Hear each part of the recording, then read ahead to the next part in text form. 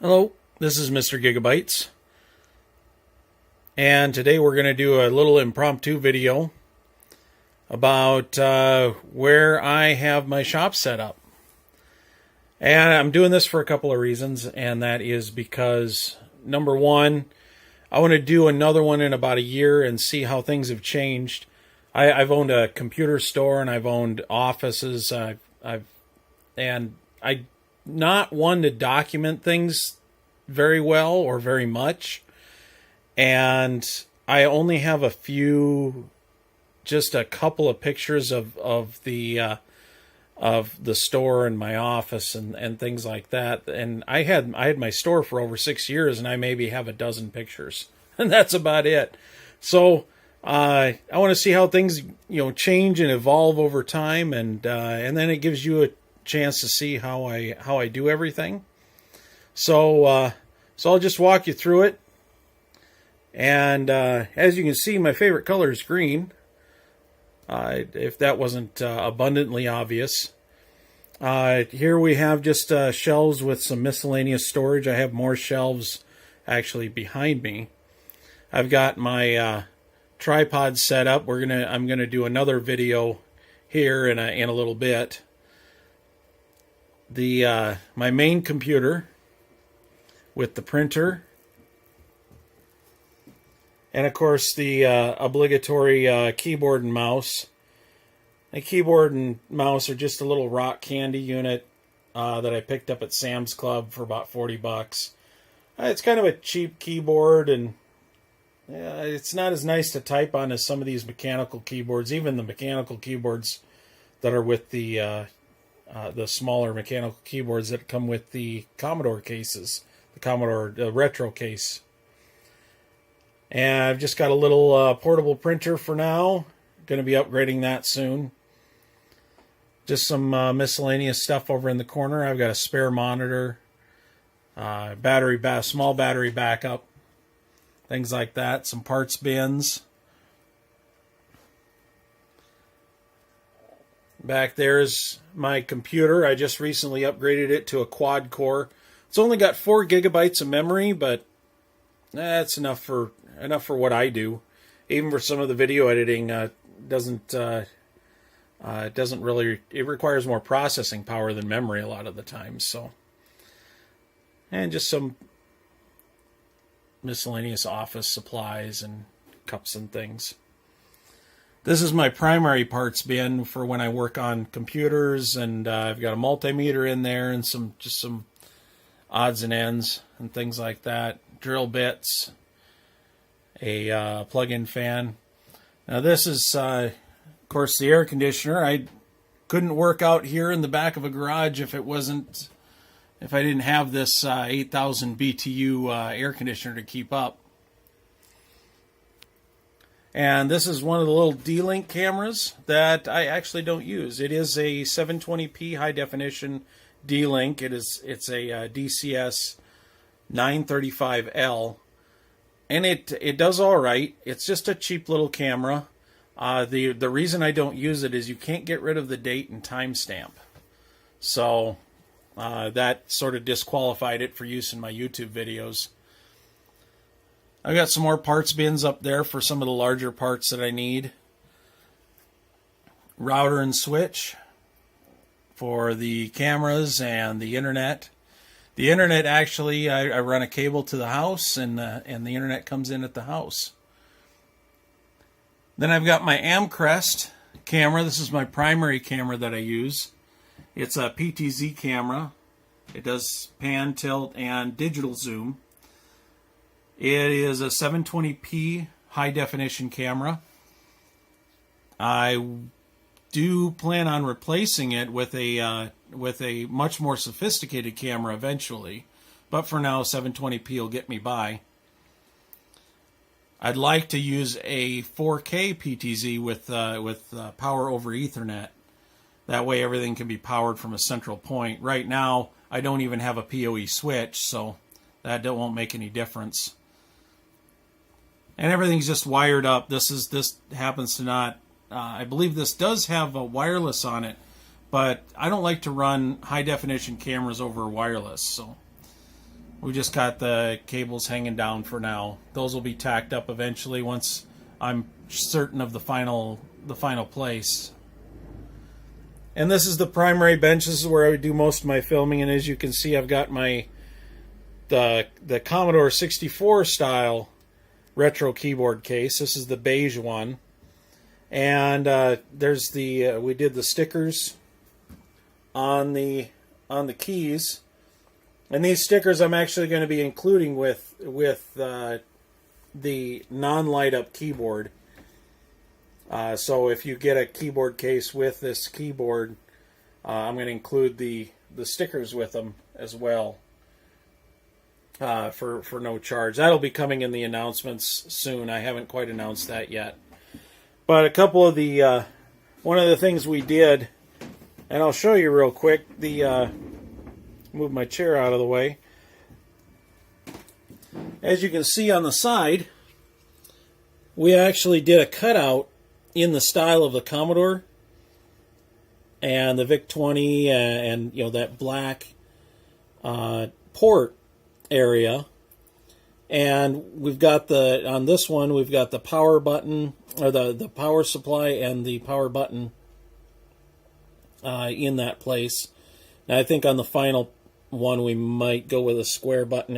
It just depends on if we can get one that'll fit inside the case properly, but these round buttons are really nice. And of course it's removable, so you can replace it. Just a couple of screws. That's just one of the design changes on our retro keyboard cases that we're doing right now. A couple others are in the back. We're going to move some things over a little bit. And I'll talk about that in a different video. We're also going to, instead of having everything cut out, we're just going to mill some of the larger cutouts so that the case can be customized if the end user so desired.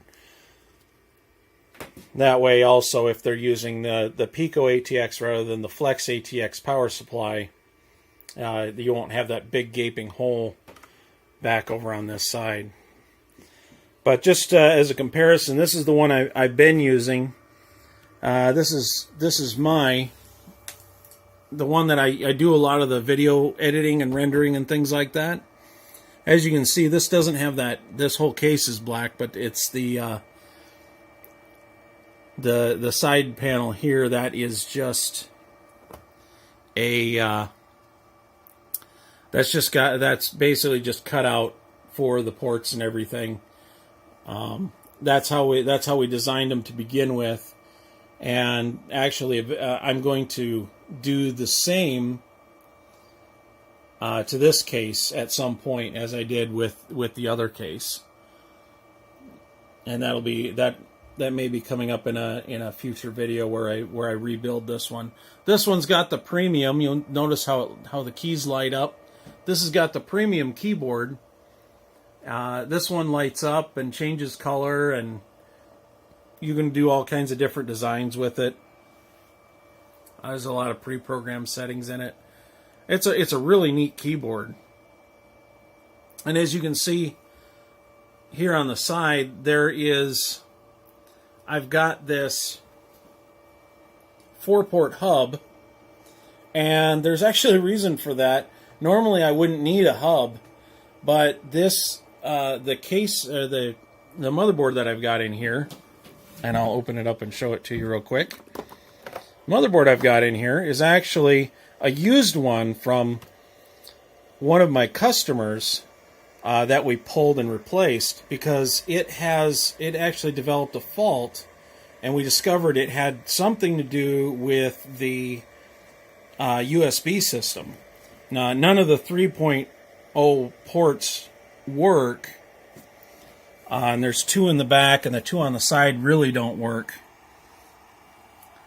But they do provide power, but for some reason the data lines aren't. I've only got one USB port working on this unit. That's something I'm going to have to look at into a little further.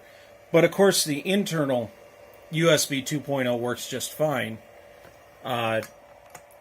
So not entirely sure why the ports around the back developed a fault, and it has a tendency to lock up if you leave the screen on. So yeah, so we replaced it. It's otherwise it's a working. It seems to be a working computer, and for what I use it for, I just shut it down every day, and it's not a big deal. I very rarely ever see the lockup, but yeah, that's my main workstation. I like this fold-up table here. It's not only nice and compact, but it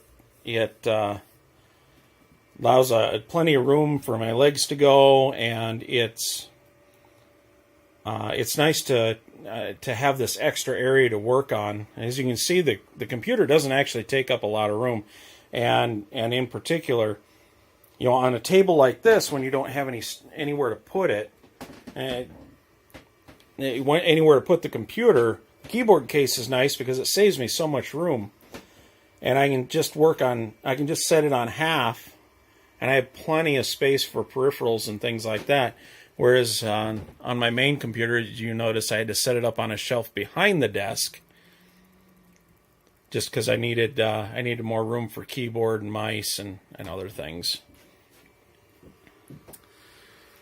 But over here, I've got my toolbox, the second monitor for my workbench, which sometimes I use as a second monitor for this computer.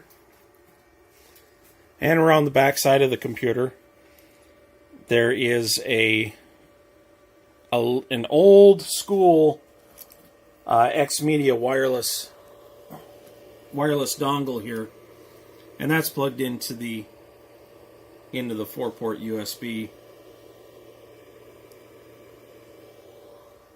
And I've just got that stuck on with some 3M those 3M tabs that you can pull off that you use to mount things on walls and whatnot. But this little speaker here, I picked that up. I use that as a computer speaker because really you can't get computer speakers anymore. And the ones on eBay, the computer speakers on eBay, I used to be able to pick up a set of computer speakers for less than $5. Anymore, on eBay they're like $10. Well, this little Memorex is a wireless Bluetooth speaker with a line input on it, so I can use it as a computer speaker. It sounds really good, and I can I can do all kinds of things with it, and it only cost me about $20. And I've actually taken it apart. It's got a battery on it, even a rechargeable battery. I keep it plugged into the USB, but it's got a rechargeable battery on it that I could take it and just lug it around and hook it up to other computers and things like that. So that worked really well. And some of the tools that I've got, some of the chemicals that I use to refurbish some things. A lot of the same things you'll see here as you'll see in some of the other YouTubers, particularly ones that are doing retro cases. And they so you'll see baking soda and vinegar and so like 8-Bit Guy and Petrofractic and Jan Bita. And some of those guys use some of the same kind of chemicals. So I sort of put a list together. Most of these I bought for about $1. The exception was the alcohol, which is in that blue tin. I got that at Walmart, and that cost me about $5. It wasn't that expensive. There's a lot of it, and it's more concentrated than say the isopropyl alcohol. some lithium grease and hydrogen peroxide and things like that.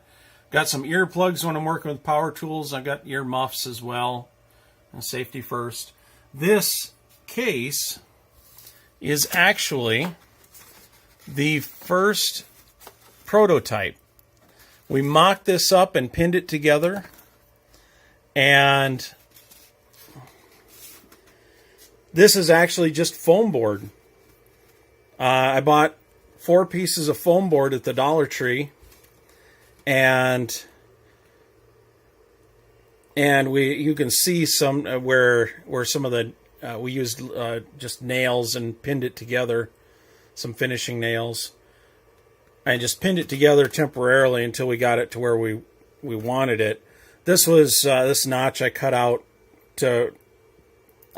We actually put a motherboard in here to get the distances, to get the measurements for the motherboards and the hard drive, and as you can see, some of the holes for the power supply, for the Flex ATX power supply.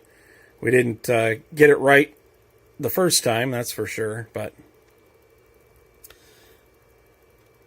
And then once we got the pieces cut here in Sioux Falls and at Empire Plastics. Once we got those cut, it just didn't. We just took everything out of this case and then just glued it together, because this is just kind of a shell and a model, and it was fun to create.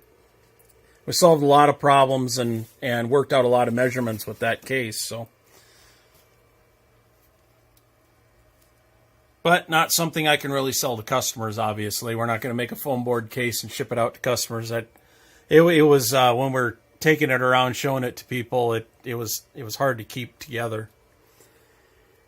And along here, I've got some things that this is the camera that I'm using. That's my main camera.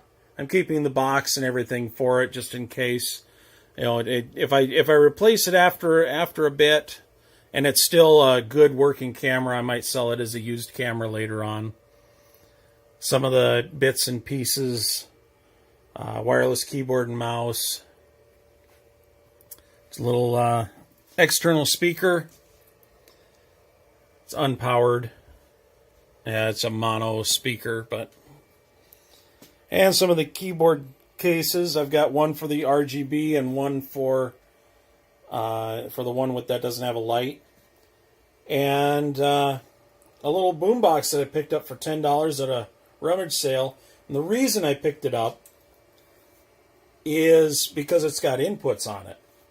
So potentially I could use these as computer speakers too.